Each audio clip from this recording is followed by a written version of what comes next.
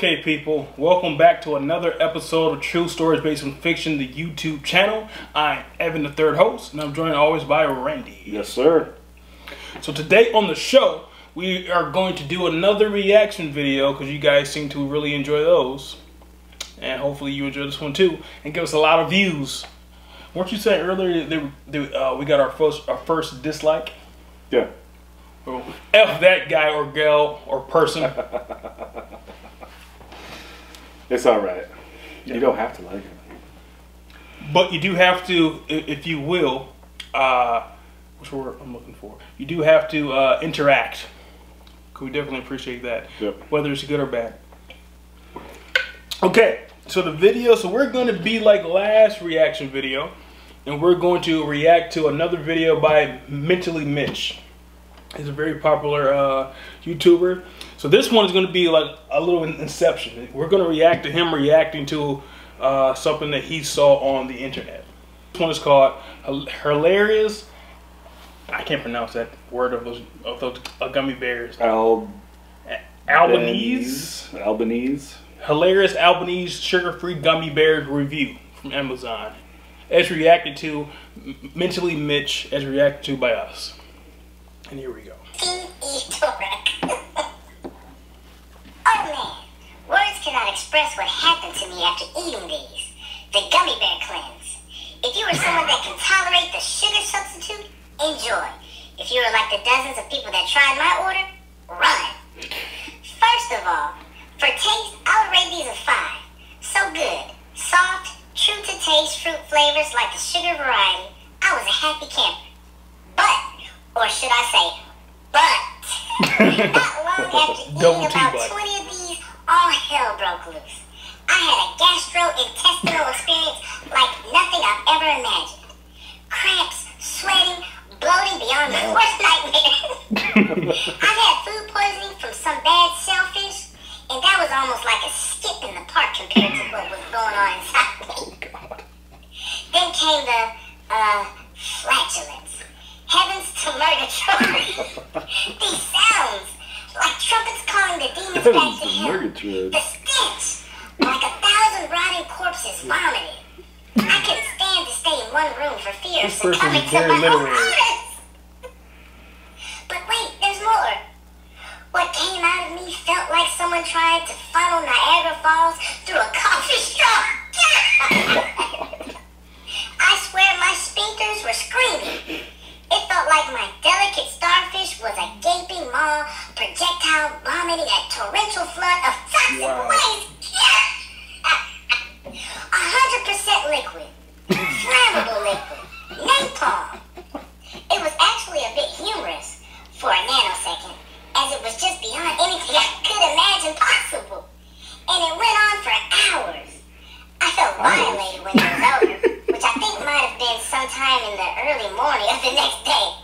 There was stuff coming out of me that I ate at my wedding in 2005. I had 5 pounds of these innocent-looking, delicious-tasting hell bears, so I told a friend about what happened to me, thinking it had to be some type of sensitivity I had to the sugar substitute.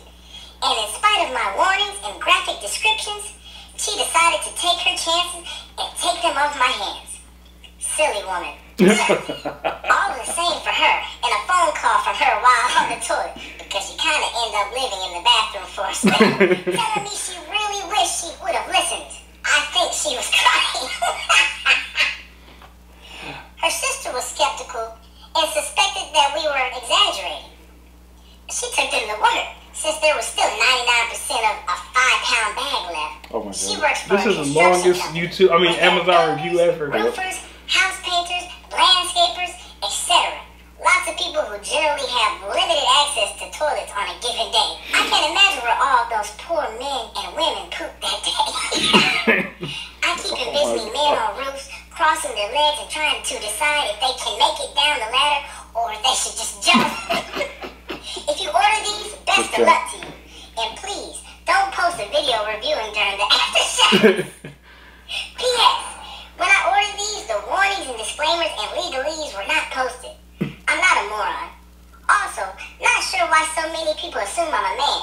I'm a woman. We poop too. Of course, our poop sparkles and smells like a walk in a meadows of wildflowers. Thanks for all the great comments.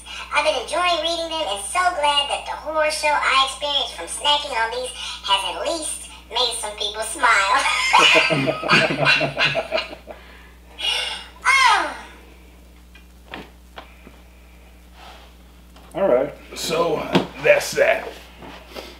That's a really long Amazon review. Yeah, I feel like there's like a character count that you can't exceed. I think they exceeded it. Yeah, that's why I question if that's real. I haven't done my due diligence to make sure, and it probably is. I don't know if they block characters on there. It's not like Twitter. Yeah, true. And I don't think that our buddy Mentally Mitch would do that if it was fake. He seems to be a man or woman of integrity. But yeah. Did that make you want to try those gummy bears? No. No. Not one bit.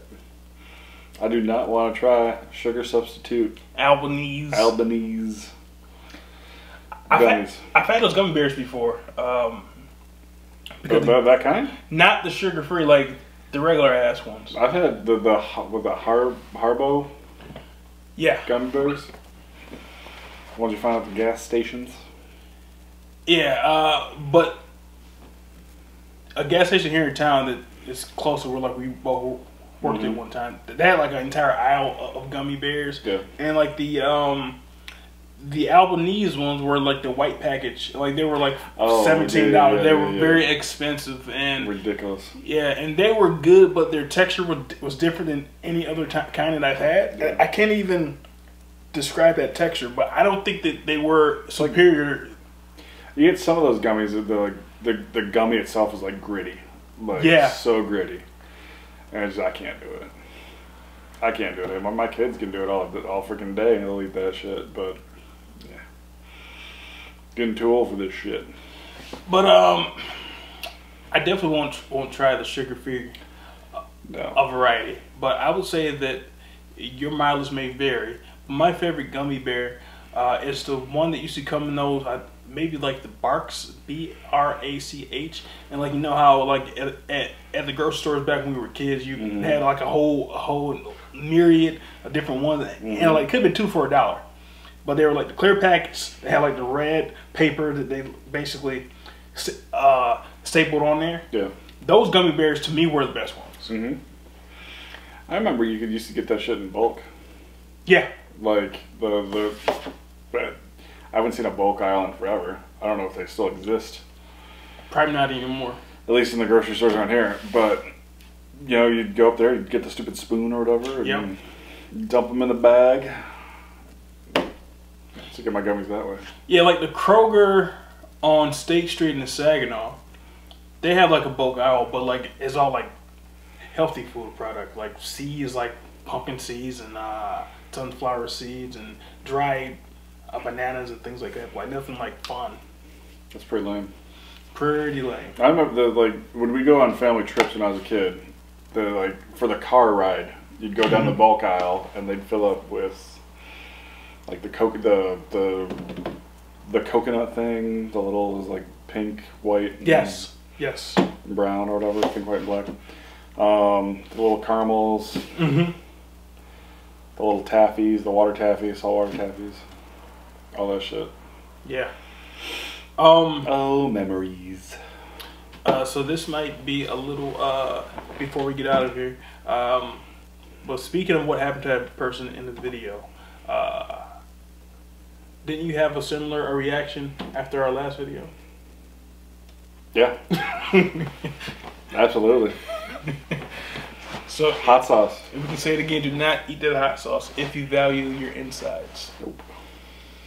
And as we record this, awful. Yeah, I had a similar situation. I don't know what caused it. Although I did buy some brownie brittle from Ollie's. And you probably shouldn't buy food from Ollie's if you have an Ollie's buy. You don't buy food from there. So I didn't know Ollie's had food. They have an entire food section. and it's probably thinking that you don't want to buy closeout food. That's not a good idea. But yeah, that's the only thing I can think of. That's where I get my meat. That and the Dollar Tree. Dollar I'm feeling fancy, want a nice steak. I go to my local Dollar Tree and buy a nice ribeye for the price of $1. Found a lobster there last week. Just one singular lobster. One single lobster. Don't know how long it's been there. And like the lobster was already dead in the water. Yeah. But still in water though, but dead. It's half off. 50 cents. 50 cents. But you paid for it in the end. I would imagine. I'm sure. Yeah, so that probably wasn't a very good idea for me to do that, but because I've had brownie brittle before and it didn't cause me these problems like it did this time, so I would imagine because it's closed out brownie, and it's probably closed out because it's contaminated. It's closed out. Yeah, because it has some issue with contamination of E. coli or something, but wasn't pleasant. No. Wasn't pleasant at all. We're lucky that I'm up and about today, honestly. It's alive. Yeah. The bacteria that was inside of me. Because I'm like, at this point, all of the food that I've eaten is gone. So what's coming out now? Just your insides. Yeah. My intestines came out. I lost probably 12 pounds. If I look skinnier than last episode, this is new. 15 years of undigested red meat. Food that I had at my wedding in 2005 came out. like the woman said in a video. But in any event, so that is it for this episode of True Stories Based on Fiction. Make sure you like, subscribe, comment, and send to your friends. Also, listen to the podcast. It comes out at least 3 times a month. Anywhere you can find a podcast called True Stories Based on Fiction as well. That's probably it, right? That's it. All right. We'll see you next time.